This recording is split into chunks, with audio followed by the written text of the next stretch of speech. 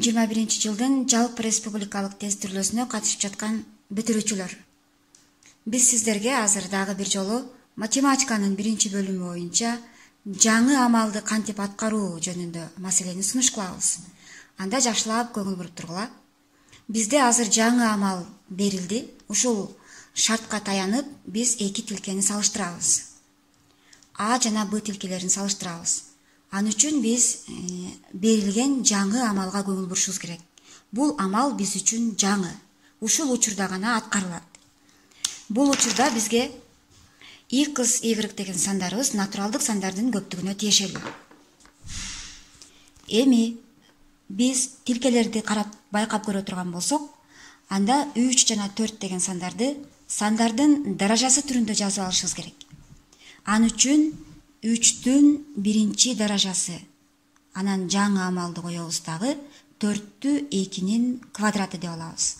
Эми биз ошондо x-ыбыз кайсыл сан, y дегенибиз кайсыл сан экендигин аныктап алсак болот.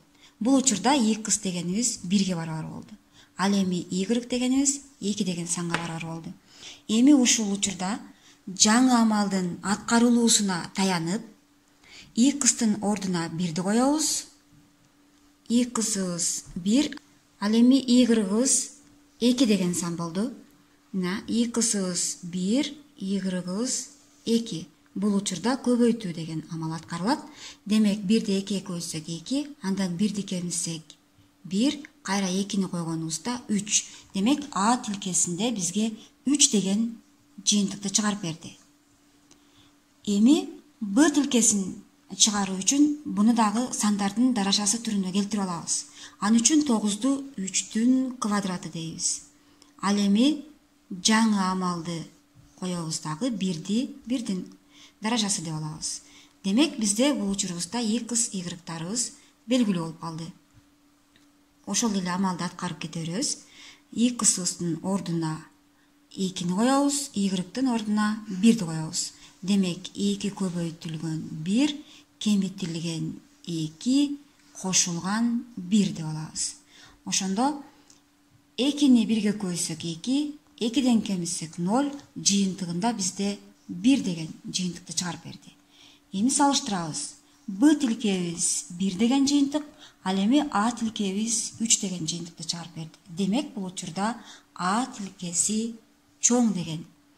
Эми биз жооп барагынан А вариантын белгилейбиз. Жооп барагы бизде жооп барагын көрүп билип жүрөбүз. Демек эгерде А тилкеси чоң болсо, анда А вариантын тандайбыз. Эгерде Б тилкеси чоң болсо, анда Б вариантын тандайбыз. Эгерде эки тилке бири-бирине барабар болсо, В вариантын тандайбыз. Эгерде эки тилкени бири-бирине салыштырууга мүмкүн эмес болсо, анда Г вариантын тандайт элек. Демек биз азыркы эсебибизде А тилкеси чоң болгондуктан А вариантын тоголоктойбуз, боёйбуз. Ушундай эле математиканын А жана Б тилкелерин салыштыруу үчүн 1-бөлүмүнөн дагы бир мисалга токтолуп кетели. Бул учурда тамыр көрсөткүчтөрү бизге белгисиз. Анда биз буну даража көрсөткүчү менен алмаштырып жиберебиз. Эгерде даража көрсөткүчү менен алмаштыра турган болсок, анда 5-тин x-тан 1 даражасы деген даража көрсөткүчкө алмашат тамыр көрсөткүчүбүз. Андан кийин бул жерде тамырдын ичинде 25 турат. 25 дегенибиз 5-тин квадраты экендигин билебиз. 25 деген саныбыз 5-тин квадраты болгон болсо, анда биз 5 x плюс 3-төн 2 деген даражага келип алабыз. Эми карагыла, 5 деген негиздерибиз окшош. Демек биз даража көрсөткүчтөр менен гана иштейбиз. Негиздерди таштап жиберебиз. Анда